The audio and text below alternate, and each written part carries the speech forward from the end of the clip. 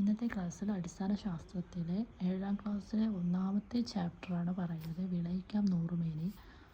അപ്പോൾ ഇതിൽ എന്തൊക്കെയാണ് ഈ ഒരു ചാപ്റ്ററിലുള്ളതെന്ന് നോക്കാം. ഒരു ചെടിയുടെ മധ്യകാലത്തുണ്ടാകുന്ന മൂപ്പെത്തിയ ഫലത്തിൽ നിന്നാണ് വിത്ത് എടുക്കേണ്ടത്. നല്ല വിളവ് ലഭിക്കാൻ ഗുണമേന്മയുള്ള വിത്ത് തിരഞ്ഞെടുക്കണം. വിത്തിൻ്റെ ഗുണമേന്മ ഉറപ്പുവരുത്താൻ വിത്തെടുക്കുന്ന ഫലം, ചെടി എന്നിവയും ഗുണമേന്മയുള്ളതായിരിക്കണം. വേര്, തണ്ട്, ഇല, ഭൂകാണ്ഡം എന്നീ ഭാഗങ്ങളിൽ നിന്നും പുതിയ സസ്യങ്ങൾ ഉണ്ടാകുന്നു. വിത്ത് മുളപ്പിച്ചു മാത്രമല്ല, ഈ ഭാഗങ്ങൾ ഉപയോഗിച്ചും തൈച്ചെടികൾ ഉണ്ടാക്കാറുണ്ട്. അതിനാൽ ഇവയും നടീൽ വസ്തുക്കളാണ്. സസ്യങ്ങളും നടീൽ ഭാഗങ്ങളുമാണ് അടുത്തതായിട്ട് പറയുന്നത്. കറിവേപ്പിൻ്റെ വേരാണ്. ഇഞ്ചി തണ്ട്, ഇളമുളച്ചി ഇല, കുരുമുളക് വിത്ത്. പിന്നെ അടുത്തത് കായിക പ്രജനനവും ലൈംഗിക പ്രത്യുൽപാദനവുമാണ്. ഒരു സസ്യത്തിൻ്റെ കായിക ഭാഗങ്ങളാണ് വേര്, തണ്ട്, ഇല, ഭൂകാണ്ഡം തുടങ്ങിയവയാണ്. ഇതിൽ നിന്നും പുതിയ തൈകൾ ഉണ്ടാകുന്ന പ്രക്രിയയാണ് കായിക പ്രജനനം എന്ന് പറയുന്നത്. അപ്പോൾ കായിക പ്രജനനം എന്ന് പറയുന്നത് എന്താണ്? ഒരു സസ്യത്തിൻ്റെ കായിക ഭാഗങ്ങളായ വേര്, തണ്ട്, ഇല, ഭൂഖണ്ഡം എന്നിവയിൽ നിന്നും പുതിയ തൈകൾ ഉണ്ടാകുന്ന ഈ പ്രക്രിയയ്ക്കാണ് നമ്മൾ കായിക പ്രജനനം എന്നതുകൊണ്ട് അർത്ഥമാക്കുന്നത്. പിന്നെ ഇത് ലൈംഗിക പ്രത്യുൽപാദനമാണ്. വിത്തുകൾ ഉണ്ടാകുന്നത് ലൈംഗിക പ്രത്യുൽപാദനത്തിലൂടെയാണ്. അപ്പോൾ വിത്തുകൾ ഉണ്ടാകുന്നത് ഏതിലൂടെയാണ്? ലൈംഗിക പ്രത്യുൽപാദനത്തിലൂടെയാണ് വിത്തുകൾ ഉണ്ടാകുന്നത്. വിത്ത് മുളച്ചും തൈകൾ ഉണ്ടാകും. അപ്പോൾ വിത്ത് മുളച്ചിട്ടും തൈകൾ ഉണ്ടാകും. അടുത്തത് കായിക പ്രജനനവും ലൈംഗിക പ്രത്യുൽപാദനവുമാണ്. വേര്, ശീമപ്ലാവ്, കാണ്ഡം, മുരിങ്ങ, ഇലമുളച്ചി, ഭൂകാണ്ഡം, കാച്ചിൽ. ഇതിൻ്റെ വിത്ത് മുരിങ്ങയാണ്. അടുത്ത കറിവേപ്പ്, മരച്ചീനി, നിശാഗന്ധി, ഇഞ്ചി. ഇതിൻ്റെ വിത്ത് ലൈംഗിക പ്രത്യുൽപാദനം പ്ലാവാണ്. പിന്നെ അടുത്ത് നോക്കാം. മുരിങ്ങയിൽ വിത്ത് മുളച്ചും കമ്പ് മുറിച്ചു നട്ടും പുതിയ തൈച്ചെടികൾ ഉണ്ടാകുന്നു. അപ്പോൾ പുതിയ തൈച്ചെടികൾ എങ്ങനെയാണ് ഉണ്ടാകുന്നത്? മുരിങ്ങയിൽ വിത്ത് മുളച്ചും കമ്പ് മുറിച്ചു നട്ടുമാണ് പുതിയ തൈച്ചെടികൾ ഉണ്ടാകുന്നത്. പിന്നെ ലൈംഗിക പ്രത്യുൽപാദനം വഴിയും കായിക പ്രജനനം വഴിയും പുതിയ തലമുറയെ സൃഷ്ടിക്കുന്ന സസ്യങ്ങൾക്ക് ഉദാഹരണങ്ങളാണ് അടുത്തതായിട്ട് പറയുന്നത്. ശീമക്കൊന്ന, വേപ്പ് എന്നിവയാണ് ഉദാഹരണങ്ങൾ. കൃഷി ചെയ്യുമ്പോൾ നല്ല വിത്ത് തിരഞ്ഞെടുക്കുന്നത് പോലെ പ്രധാനമാണ് നല്ല നടീൽ വസ്തുക്കളുടെ തിരഞ്ഞെടുപ്പും. അപ്പോൾ കൃഷി ചെയ്യുമ്പോൾ ഏതാണ് വിത്ത് തിരഞ്ഞെടുക്കുന്നത്? അതിൽ പ്രധാനം എന്ന് പറയുന്നത് നല്ല നടീൽ വസ്തുക്കളുടെ തിരഞ്ഞെടുപ്പാണ്. പിന്നെ ഗുണമേന്മയുള്ള സസ്യങ്ങളിൽ നിന്ന് നടീൽ വസ്തുക്കൾ തിരഞ്ഞെടുക്കാൻ പ്രത്യേകം ശ്രദ്ധിക്കണമെന്നാണ് പറയുന്നത്. ഫലങ്ങളും വിത്തുകളും ഉണ്ടാകുന്നത് പരാഗണം വഴിയാണ്. അപ്പോൾ ഫലങ്ങളും വിത്തുകളും ഉണ്ടാകുന്നത് ഏത് വഴിയാണെന്ന് ചോദിച്ചു കഴിഞ്ഞാൽ പരാഗണം വഴിയാണ് ഉണ്ടാകുന്നത്. ചെമ്പരത്തി, മരച്ചീനി, മധുരക്കിഴങ്ങ് തുടങ്ങിയവയുടെ കാണ്ഡം എളുപ്പത്തിൽ മുളയ്ക്കുന്നു. അപ്പോൾ എളുപ്പത്തിൽ മുളയ്ക്കുന്ന ഏതൊക്കെയിൽ നിന്നാണ് എളുപ്പത്തിൽ മുളയ്ക്കുന്നത്? ഏതൊക്കെ കാണ്ഡങ്ങളിൽ നിന്നാണ് എളുപ്പത്തിൽ മുളയ്ക്കുന്നത്? ചെമ്പരത്തി, മരച്ചീനി, മധുരക്കിഴങ്ങ് തുടങ്ങിയവയുടെ കാണ്ഡമാണ് എളുപ്പത്തിൽ മുളയ്ക്കുന്നത്. എന്നാൽ പേരയുടെ കമ്പ് നട്ടാൽ മുളയ്ക്കാൻ പ്രയാസമാണ്. എന്താണ് പേരയുടെ കമ്പ് നട്ടാൽ? എന്താണ് മുളയ്ക്കാൻ അത് പ്രയാസമാണ്. അപ്പോൾ മധുരക്കിഴങ്ങ്, മരച്ചീനി, ചെമ്പരത്തി തുടങ്ങിയവയുടെ കാണ്ഡങ്ങളാണ് മുളയ്ക്കുന്നതിന് എളുപ്പമായിട്ടുള്ളത്. അടുത്ത് പതിവയ്ക്കൽ ലെയറിങ്. ഇത് വളരെയധികം ഇമ്പോർട്ടൻ്റ് ആണ്. മിക്ക PSC ചോദ്യങ്ങളിൽ കണ്ടുവന്നിട്ടുള്ള ഒരു ഭാഗമാണ്. മാതൃസസ്യത്തിൻ്റെ അപ്പോൾ എന്താണ് പതിവയ്ക്കൽ എന്ന് നോക്കാം. മാതൃസസ്യത്തിൻ്റെ കമ്പുകളിൽ വേര് മുളപ്പിച്ച ശേഷം ആ ഭാഗം മുറിച്ച് നട്ട് പുതിയ തൈകൾ ഉണ്ടാക്കുന്ന ഒരു രീതിയാണ് പതിവയ്ക്കൽ എന്ന് പറയുന്നത്. അപ്പോൾ എന്താണ് പതിവയ്ക്കൽ എന്ന് ചോദിച്ചു കഴിഞ്ഞാൽ മാതൃസസ്യത്തിൻ്റെ കമ്പുകളിൽ വേര് മുളപ്പിച്ച ശേഷം ആ ഭാഗം മുറിച്ച് നട്ട് അവിടെ പുതിയ തൈകൾ ഉണ്ടാക്കുന്ന ഒരു രീതിയാണ് നമ്മൾ പതിവയ്ക്കൽ അല്ലെങ്കിൽ ലെയറിങ് എന്നതുകൊണ്ട് അർത്ഥമാക്കുന്നത്. ഇതിൻ്റെ ഉദാഹരണങ്ങളാണ് പേര, സപ്പോട്ട, ചാമ്പ, ബദാം, അത്തി തുടങ്ങിയവയാണ് ഇതിൻ്റെ ഉദാഹരണങ്ങൾ. ഇതിൻ്റെ ഘട്ടം 1 നോക്കാം. മാതൃസസ്യത്തിൽ നിന്ന് പെൻസിൽ വണ്ണമുള്ള ഒരു കമ്പ് തിരഞ്ഞെടുക്കുക. പ്രധാന തടിയിൽ നിന്നുള്ളതാണ് കൂടുതൽ നല്ലത്. ഈ കമ്പിൽ 2 പർവ്വങ്ങൾക്ക് ഇടയിലുള്ള തൊലി 2-3 സെൻറ്റിമീറ്റർ നീളത്തിൽ വളയാകൃതിയിൽ ചെത്തി മാറ്റുക. പിന്നെ ഘട്ടം 2 ആണ് പറയുന്നത്. അടുത്തത് ഘട്ടം 2 ആണ്. ചകിരിച്ചോറ്, മണ്ണ്, ചാണകപ്പൊടി എന്നിവ ചേർത്ത് മിശ്രിതം ചെറിയ നനവോടെ ഈ ഭാഗത്ത് വെച്ച ശേഷം ഒരു പോളിത്തീൻ കവർ ഉപയോഗിച്ച് പൊതിഞ്ഞു കെട്ടുക. ആവശ്യമെങ്കിൽ ഇടയ്ക്ക് നനയ്ക്കും. അതാണ് ഘട്ടം 2 പറയുന്നത്. ഘട്ടം 3 ആണെങ്കിൽ 2 മാസത്തിനകം പതിവെച്ച ഭാഗത്ത് ധാരാളം വേരുകൾ ഉണ്ടാക്കും. വേര് മുളച്ച കമ്പ് പതിവെച്ചതിനു താഴെ മുറിച്ചെടുത്ത് ചെടി ചട്ടിയിലോ ഗ്രോ ബാഗിലോ നടാവുന്നതാണ്. വളർന്നു തുടങ്ങിയാൽ മണ്ണിലേക്ക് മാറ്റി നടാം. അതാണ് ഇത് 3 ഘട്ടങ്ങളാണ് പറയുന്നത്. അതത്ര ഇമ്പോർട്ടൻ്റ് അല്ല. ഞാൻ അടുത്ത പറയാം. നാഗപതിവയ്ക്കൽ സർപ്പൻറ്റൻ ലെയറിംഗ് ആണ്. ഇതെന്താണെന്ന് വെച്ചാൽ കുരുമുളക് പോലെയുള്ള ചെടികളിൽ നീളമുള്ള ശാഖകൾ മണ്ണിനടിയിലേക്ക് വളച്ചു വെച്ച് പല ഭാഗങ്ങളിൽ ഇടിവിട്ട് മണ്ണിട്ട് മൂടിയും പതിവയ്ക്കാം. ഈ രീതിയിൽ ഒരേ സമയം ഒന്നിലധികം തൈകൾ ഒരു ശാഖയിൽ നിന്നും ലഭിക്കുന്നു. അപ്പോൾ നാഗപതിവയ്ക്കൽ എന്ന് പറഞ്ഞാൽ ഒന്നിലധികം തൈകൾ വെച്ച് പിടിപ്പിക്കുന്ന ഒരു പ്രക്രിയയാണ്. നമ്മൾ ഇടവിട്ടാണ് ഇത് മണ്ണിൽ വെക്കുന്നത്. ഇത് പതിവയ്ക്കലുമായിട്ട് ബന്ധപ്പെട്ടിട്ടുള്ള ഒരു പ്രക്രിയയാണ്. പിന്നെ വിവിധ രീതികളിൽ നമുക്ക് പതിവയ്ക്കുന്ന സസ്യങ്ങളുണ്ട്. അതാണ് വായുവിൽ പതിവയ്ക്കൽ, നാഗപതിവയ്ക്കൽ. വായുവിൽ പതിവയ്ക്കുന്ന എന്താ പറയുക സസ്യങ്ങളാണ് പേര, കശുമാവ്, സപ്പോട്ട, റോസ്, ചാമ്പ, അത്തി, ബദാം തുടങ്ങിയവയാണ്.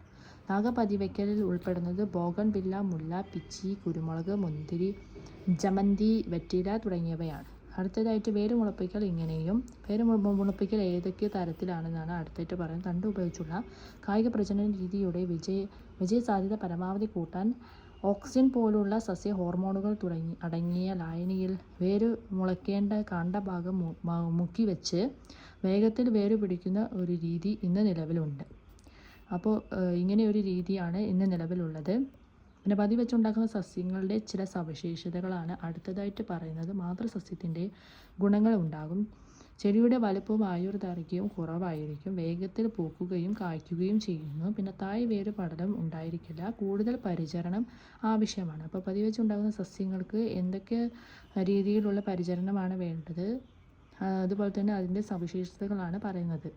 മാതൃസസ്യത്തിൻ്റെ ഗുണങ്ങളാണ് ഇവയ്ക്ക് ഉണ്ടാവുക. ചെടിയും വലുപ്പവും ആയുർദൈർഘ്യം ഇവയ്ക്ക് കുറവായിരിക്കും. വേഗത്തിൽ പൂക്കുകയും കായ്ക്കുകയും ചെയ്യുന്നു. തൈവേര് പടലം ഇതിന് ഉണ്ടായിരിക്കുകയില്ല. കൂടുതൽ പരിചരണം ഇതിന് പതിവെച്ചുണ്ടാകുന്ന സസ്യങ്ങൾക്ക് കൂടുതൽ പരിചരണം ആവശ്യമാണ്. അടുത്തത് നാടൻ മാവും നീലം മാവിനെ പറ്റിയിട്ടാണ് പറയുന്നത്. നാടൻ മാവ് താരതമ്യേന ചെറിയ മാങ്ങയാണ്. നീലം മാവ് എന്ന് വെച്ചാൽ വലിയ മാങ്ങയാണ് ഉണ്ടാകുന്നത്. പുളിയുള്ളതും മധുരമുള്ളതുമായ മാങ്ങയാണ് നാടൻ മാവിലുള്ളത്. നല്ല മധുരമുള്ള മാങ്ങയാണ് നീലം മാവിലുള്ളത്. നമ്മുടെ മണ്ണിൽ നന്നായി വളരുന്നതാണ് നാടൻ മാവ്. നീലമാവ് നമ്മുടെ മണ്ണിൽ അത്രയായിട്ട് വളരില്ല. പ്രത്യേക പരിചരണം ഇതിന് ആവശ്യമില്ല നാടൻ മാവിന്. പക്ഷേ നീലമാവിന് എന്താണ് നല്ല പരിചരണം വേണം. അപ്പോൾ അതാണ് അതിൻ്റെ ഡിഫറൻസ്.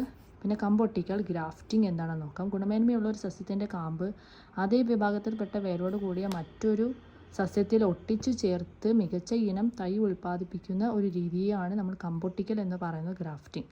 അപ്പോൾ ഗുണമേന്മയുള്ള ഒരു സസ്യത്തിൻ്റെ കമ്പ് അതേ വിഭാഗത്തിൽപ്പെട്ട വേരോട് കൂടിയ മറ്റൊരു സസ്യത്തിൽ ഒട്ടിച്ചു ചേർക്കുന്ന ഈ ഒരു രീതിയാണ് നമ്മൾ കമ്പൊട്ടിക്കൽ എന്ന് പറയുന്നത്. ഒട്ടിക്കാനായി തിരഞ്ഞെടുക്കുന്ന വേരോട് കൂടിയ ചെറിയ റൂട്ട് സ്റ്റോക്ക് എന്നും ഒട്ടിക്കുന്ന കമ്പിനെ സയൻ എന്നും പറയുന്നു. അപ്പോൾ ഒട്ടിക്കാനായി തിരഞ്ഞെടുക്കുന്ന വേരോട് കൂടിയ ചെറിയ റൂട്ട് സ്റ്റോക്ക് എന്നാണ് പറയുന്നത്. അപ്പോൾ ഒട്ടിക്കുന്ന കമ്പിനെ എന്താണ് പറയുന്നത്, സയൺ എന്നാണ് പറയുന്നത്. പിന്നെ കമ്പ് ഒട്ടിക്കൽ വിവിധ ഘട്ടങ്ങളെ പറ്റിയിട്ടാണ് അടുത്തതായിട്ട് പറയുന്നത്. അത് നിങ്ങൾക്കൊന്ന് വായിച്ചു നോക്കാവുന്നതാണ്. അടുത്തത് മുകുളം ഒട്ടിക്കലാണ്, ബഡ്ഡിംഗ്. ഗുണമേന്മയുള്ള ഒരു സസ്യത്തിൻ്റെ മുകുളം അതേ വർഗത്തിൽപ്പെട്ട വേരോട് കൂടിയ മറ്റൊരു സസ്യത്തിൽ ഒട്ടിച്ചു ചേർത്ത് മികച്ച നടൽ വസ്തു ഉണ്ടാക്കുന്ന ഒരു രീതിയാണ് ഈ മുകുളം ഒട്ടിക്കൽ എന്ന് പറയുന്നത്.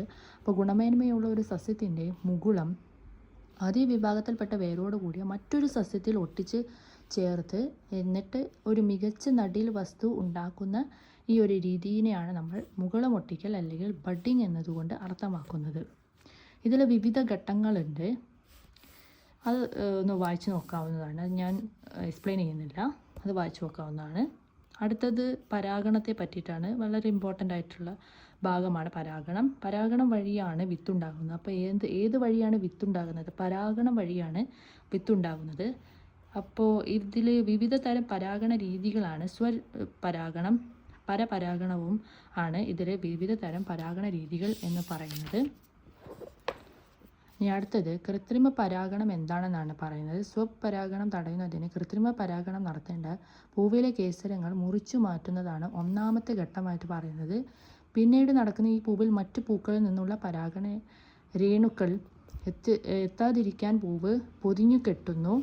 അടുത്ത ഇതേ ഇനത്തിൽ പെട്ട വ്യത്യസ്ത ഗുണങ്ങളുള്ള ചെടിയിലെ പൂവിൽ നിന്ന് പരാഗണ രേണുക്കൾ ബ്രഷിൽ ശേഖരിക്കപ്പെടുന്നു. അടുത്ത് ശേഖരിച്ച പരാഗണ രേണുക്കൾ കൃത്രിമ പരാഗണം നടത്തേണ്ട പൂവിൻ്റെ പരാഗണ സ്ഥലത്ത് പതിപ്പിക്കുകയാണ് അടുത്ത ഘട്ടത്തിൽ ഉണ്ടാകുന്നത്. മറ്റു പൂക്കളിൽ നിന്നുള്ള പരാഗണം തടയുന്നതിനായി ഈ പൂവ് വീണ്ടും പൊതിഞ്ഞ് കെട്ടുകയാണ് അടുത്ത ഘട്ടത്തിൽ ഉണ്ടാകുന്നത്. പിന്നെ അടുത്തത് വർഗ്ഗസങ്കരണമാണ് ഹൈബ്രിഡൈസേഷൻ. ഒരേ വർഗ്ഗത്തിൽപ്പെട്ടതും വ്യത്യസ്ത ഗുണങ്ങളുള്ളതുമായ രണ്ടു ചെടികൾ തമ്മിൽ കൃത്രിമ പരാഗണം നടത്തി രണ്ടിൻ്റെയും ഗുണങ്ങൾ ചേർന്ന് പുതിയൊരു വിത്തുകൾ ഉൽപ്പാദിപ്പിക്കുന്ന രീതിയാണ് നമ്മൾ വർഗ്ഗസങ്കരണം എന്നതുകൊണ്ട് അർത്ഥമാക്കുന്നത്. ഇങ്ങനെ ഉണ്ടാക്കുന്ന വിത്തുകളിൽ നിന്ന് ഗുണമേന്മയുള്ള വിത്തുകളാണ് തിരഞ്ഞെടുക്കുന്നത്. ഇവയാണ് സങ്കരയിനം വിത്തുകൾ എന്നതുകൊണ്ട് അർത്ഥമാക്കുന്നത്. അപ്പോൾ ഹൈബ്രിഡൈസേഷൻ എന്താണെന്ന് പറഞ്ഞിട്ടുണ്ട്. പിന്നെ ഗവേഷണ കേന്ദ്രങ്ങളിലാണ് ഈ ഒരു വിത്തുകൾ ഉൽപ്പാദിപ്പിക്കുന്നത്. പിന്നെ സസ്യങ്ങളും അതിൻ്റെ സങ്കരയിന വിത്തുകളുമാണ്. അത് വളരെ ഇമ്പോർട്ടൻ്റ് ആണ്. മുളകിൻ്റെ ജ്വാലാമുഖി എന്ന പേരിലാണ് അറിയപ്പെടുന്ന പയർ, ജ്യോതിക, ഭാഗ്യലക്ഷ്മി, നെല്ല്, പവിത്ര, അന്നപൂർണ, തെങ്ങ്, ചന്ദ്രലക്ഷ, ചന്ദ്രശങ്കര, വെണ്ട, സൽകീർത്തി, കിരൺ എന്ന പേരിൽ സങ്കര ഇനം വിത്തുകളാണ് അറിയപ്പെടുന്നത്. പിന്നെ കാർഷിക ഗവേഷണ കേന്ദ്രങ്ങളാണ് അടുത്തായിട്ട്. കേരള കാർഷിക ഗവേഷണ കേന്ദ്രം മണ്ണൂത്തി തൃശ്ശൂരിലാണ്. ഏറ്റവും പ്രധാനപ്പെട്ട കാർഷിക കേന്ദ്രമാണ് കേരള കാർഷിക സർവകലാശാല എന്ന് പറയുന്നത്. വിവിധ ഇനം വിളകൾ, മൃഗങ്ങൾ, പക്ഷികൾ മുതലായവയെക്കുറിച്ചുള്ള ഗവേഷണങ്ങളും വിജ്ഞാന വ്യാപന പരിപാടികളുമാണ് മുഖ്യ പ്രവർത്തനങ്ങൾ. കേരള കാർഷിക സർവകലാശാലയുടെ പ്രാദേശിക ഗവേഷണ കേന്ദ്രങ്ങൾ സംസ്ഥാനത്തിൻ്റെ വിവിധ ഭാഗങ്ങളായിട്ട് പ്രവർത്തിക്കുന്നുണ്ട്. കേന്ദ്ര കിഴങ്ങുവിള ഗവേഷണ കേന്ദ്രം ശ്രീകാര്യം തിരുവനന്തപുരത്താണ്. കിഴങ്ങുവർഗ്ഗങ്ങളെ പറ്റിയുള്ള പഠനവും അവയുടെ ഉൽപ്പാദനവുമാണ് ഇവിടെ നടക്കുന്നത്. പിന്നെ അടുത്തത് റബ്ബർ റിസർച്ച് ഇൻസ്റ്റിറ്റ്യൂട്ട്, ഇത് കോട്ടയത്താണ്. അത്യുൽപാദന ശേഷിയുള്ളതും വിവിധ ഭൂവിഭാഗങ്ങൾക്ക് അനുയോജ്യമായ റബ്ബർ ഇനങ്ങൾ വികസിപ്പിക്കുന്നുണ്ട്. പിന്നെ അടുത്ത കേന്ദ്ര തോട്ടവിള ഗവേഷണ കേന്ദ്രം, ഇത് കാസർഗോഡാണ് സ്ഥിതി ചെയ്യുന്നത്. തെങ്ങ്, കവുങ്ങ്, കൊക്കോ തുടങ്ങിയവയെക്കുറിച്ചുള്ള ഗവേഷണമാണ് ഇവിടെ നടക്കുന്നത്. പ്രധാനപ്പെട്ട കാർഷിക ഗവേഷണ കേന്ദ്രം നമ്മൾ പറഞ്ഞു കഴിഞ്ഞു.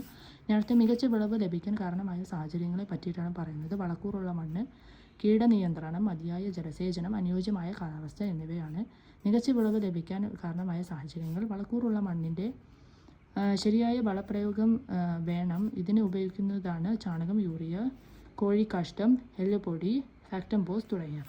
പിന്നെ ജൈവവളങ്ങളും അവരുടെ രാസവളങ്ങളുമാണ്. ചാണകം, യൂറിയാണ്. മണ്ണിര കമ്പോസ്റ്റ് ഫാക്ടംഫോസാണ്. ചാമ്പൽ പൊട്ടാഷാണ്. പച്ചക്കറി വേസ്റ്റുകൾ സൂപ്പർ ഫോസ്ഫേറ്റ് ആണ്. എല്ലുപൊടി കാലിവളം NPK വളമാണ്. അടുത്ത ജൈവവളങ്ങളും രാസവളങ്ങളുമാണ്. അതൊന്ന് വായിച്ചു നോക്കാവുന്നതാണ്. ജൈവവളങ്ങൾക്കും രാസവളങ്ങൾക്കും അതിൻ്റേതായ ഗുണങ്ങളും ദോഷങ്ങളുമുണ്ട്. ജൈവവളങ്ങൾ കൂടുതലും രാസവളം കുറവും ഉപയോഗിക്കുന്ന സമ്മിശ്ര വളപ്രയോഗ രീതിയാണ് നമ്മുടെ നാട്ടിൽ കർഷകർ പിന്തുടരുന്നത്. അപ്പോൾ നമ്മുടെ നാട്ടിലെ കർഷകർ പിന്തുടരുന്ന ഏത് രീതിയിലാണ് ഉള്ളത് ചോദിക്കാൻ ചിലപ്പോൾ ചാൻസ് ഉണ്ട്. അത് സമ്മിശ്ര വളപ്രയോഗമാണ്. പിന്നെ വിളവ് മെച്ചപ്പെടുത്താനായി വളങ്ങളും കർഷകർ ഉപയോഗിക്കുന്നുണ്ട്. പിന്നെ അടുത്ത ഹരിത വിപ്ലവത്തിൻ്റെ പിതാവ് എന്നറിയപ്പെടുന്നത് ആരാന്നാണ്? ഡോക്ടർ MS സ്വാമിനാഥനാണ് ഇന്ത്യയിലെ ഹരിത വിപ്ലവത്തിൻ്റെ പിതാവ് എന്നറിയപ്പെടുന്ന കൃഷി ശാസ്ത്രജ്ഞനാണ് ഇദ്ദേഹം. അത്യുൽപാദന ശേഷിയുള്ള വിത്തുകൾ വികസിപ്പിക്കുകയും കർഷകർക്കിടയിൽ പ്രചരിപ്പിക്കുകയും അതുവഴി ഭക്ഷ്യോൽപാദന മേഖലയിൽ കുതിച്ചുചാട്ടം സാധ്യമാക്കുകയും ചെയ്തു. തെക്കു കിഴക്കേഷ്യയിലെ മിക്ക രാജ്യങ്ങളെയും പട്ടിണിയിൽ നിന്ന് കരകയറ്റിയത് അദ്ദേഹത്തിൻ്റെ പരിശ്രമങ്ങളായിരുന്നു. അപ്പോൾ മാർക്സിസ് വേൾഡ് ഫുഡ് പ്രൈസ്, പത്മഭൂഷണം എന്നീ പുരസ്കാരങ്ങളാണ് ഇദ്ദേഹത്തിന് ലഭിച്ചിട്ടുള്ളത്.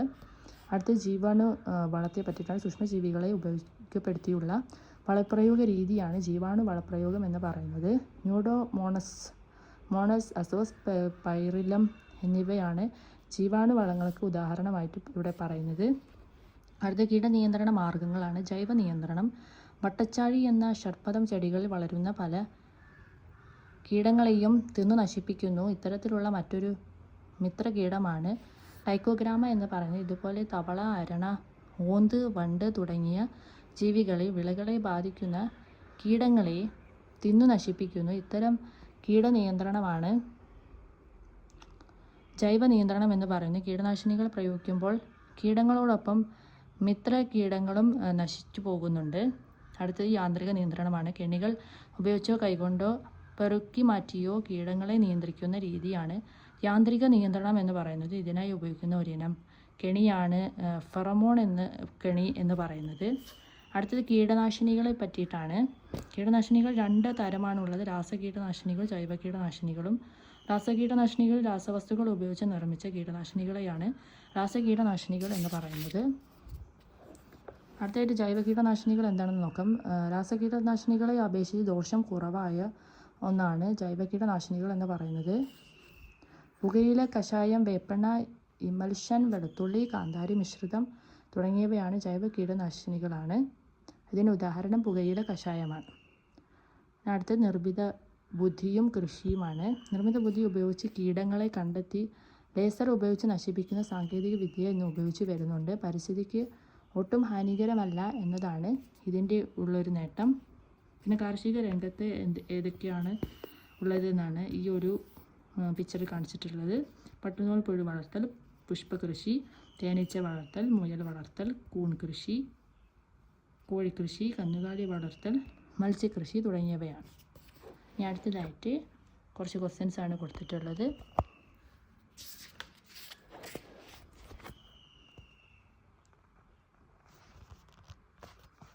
ഇത് സ്ക്രീൻഷോട്ട് എടുക്കാവുന്നതാണ്. ഓക്കെ, അപ്പോൾ ഇത്രയേ ഉള്ളൂ ഇന്നത്തെ ക്ലാസ്.